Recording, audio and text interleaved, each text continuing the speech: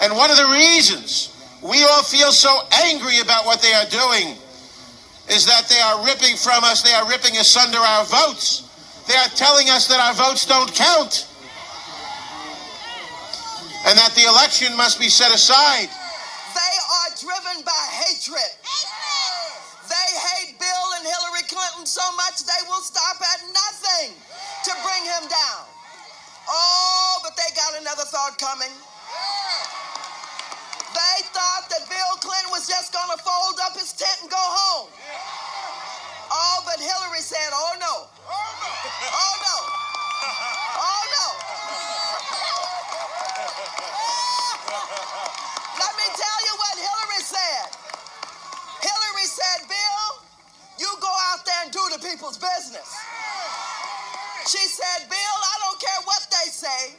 You go out there, the polls show everywhere. The people like the work that you're doing. You go on out there and do the people's work, and I'll take care of you later.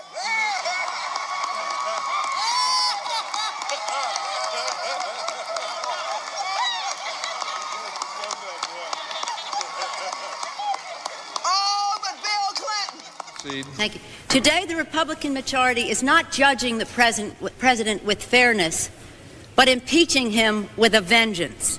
In the investigation of the president, fundamental principles which Americans hold dear, privacy, fairness, checks and balances, have been seriously violated. And why?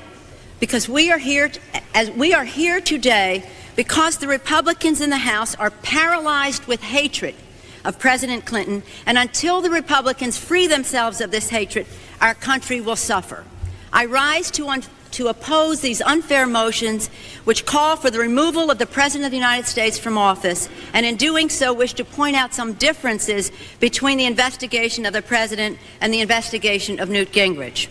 The first principle in our investigation of Newt Gingrich was that at the moment we found exculpatory information, it would be reported immediately to the accused and be made public.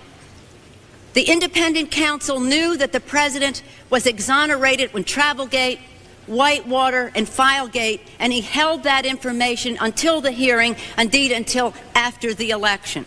This was not fair. Indeed, it is the responsibility of any prosecutor to immediately release information that is exculpatory. This is their president we are talking about. The President of the United States does not serve at the pleasure of the legislature, does not serve at the pleasure of Joe Biden, does not serve at the pleasure of Henry Hyde, does not serve at the pleasure of the Congress, as a prime minister does in a parliamentary system. He is elected directly by the people of the United States of America.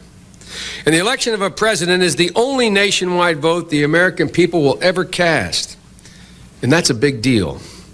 The American people don't think that they have made a mistake by electing Bill Clinton, and we in Congress had better be very careful before we upset their decision and make darn sure that we are able to convince them, if we decide to upset their decision, that our decision to impeach him was based upon principle and not politics.